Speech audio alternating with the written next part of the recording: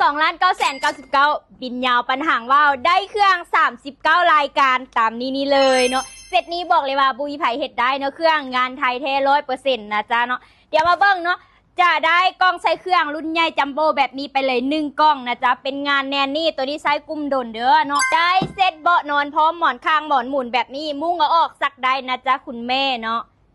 ตามนี้เลยจ้าเนาะเครื่องนุ่งให้ไปเลย3ชุดนะจ๊ะเนาะอันนี้จะเป็น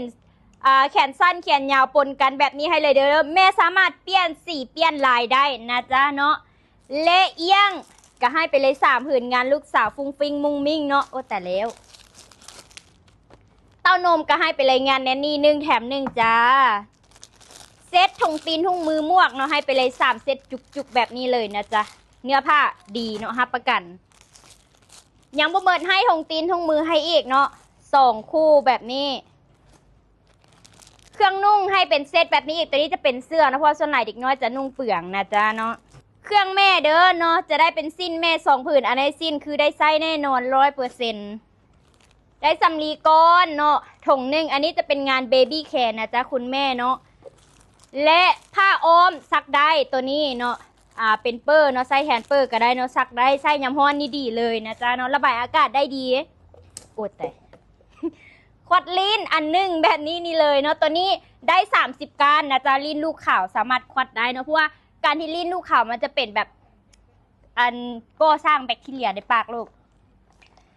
และจะได้น้ำยาซักผ้าแอนน้ำยาประพานุ่มแบบนี้เนาะยางละถงอันนี้ให้ลองไปใส่ก่อนถ้าทึกใจค่อยมาจัดเป็นตุกง่ายเด้อแม่เด้อผ้าตุ้มหมวกแบบนี้นะจ๊ะเนาะตัวนี้จะเป็นผ้าตุ้มมีหมวกเด้อเนาะหมวกหน้าการ์ตูนแบบนี้เนาะให้ไปเลยผืนหนึ่ง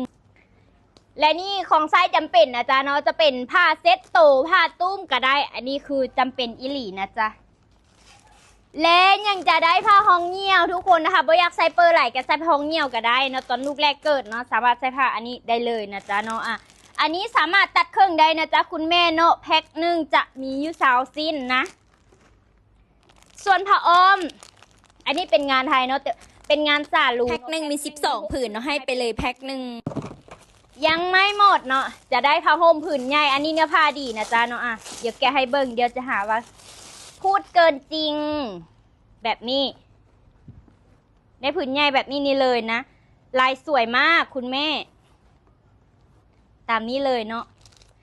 แลแพมเพิร์ดแลเกิดตัวนี้จะเป็นของเด็กแลเกิดโดยเฉพาะเลยนะจ๊ะเป็นรุ่นติดเดี๋ยวอันนี้คือแพมเพิร์ดน้ำเปลืองอีหลีเล่ยังจะได้แปลงล้างขวดนมแบบนี้เลยเนาะจะมีล้างขวดนมล้างจุกนมให้พร้อมนะจ๊ะเนาะน้ำยาล้างต่อนมงานแนนี่ตัวนี้ขายดีไส้ดีอีหลีเด้อแม่เด้อยังบ่เมิดเนาะเซตนี้ยังได้เครื่องปั๊มนมตัวนี้จะเป็นปั๊มมือเด้อแม่เด้อเนาะให้ไปเลยนะจ๊ะเครื่องหนึ่งและเซตนี้ก็ยังจะได้กล้องงวมขวดนมทุกคนเนาะอันนี้สามารถงวมขวดนมได้เอาไปล้างขวดนมได้เนาะจะเป็นแบบนี้เลยมีฝาปิดเรียบร้อยนะจ๊ะเซตนี้ก็จะให้ผ้าเปียกไปเนาะเป็นงานในนี่บ่มีกลิ่นบ่มีแอลกอฮอล์นะจ๊ะเนาะให้ไปเลยเนาะ1แถม1ครีมอาบน้ำให้ของเบบี้ไมล์เนาะตัวน้อยก่อนเด้อแป้งก็จะให้เป็นตัวน้อยก่อนนะจ๊ะคุณแม่เนาะจะได้คอตตอนบัตเนาะตัวนี้จะเป็นงานซูเปอร์มันเด้อเนาะกับหนึ่งจะมี200ก้านจะมี2ด้านนะจ๊ะและบีเพนเทนเนาะ ก้นลูกเป็นตุ้มเป็นพื้นทาได้ทาแก้มได้ทาหน้าได้นะจ๊ะเนาะ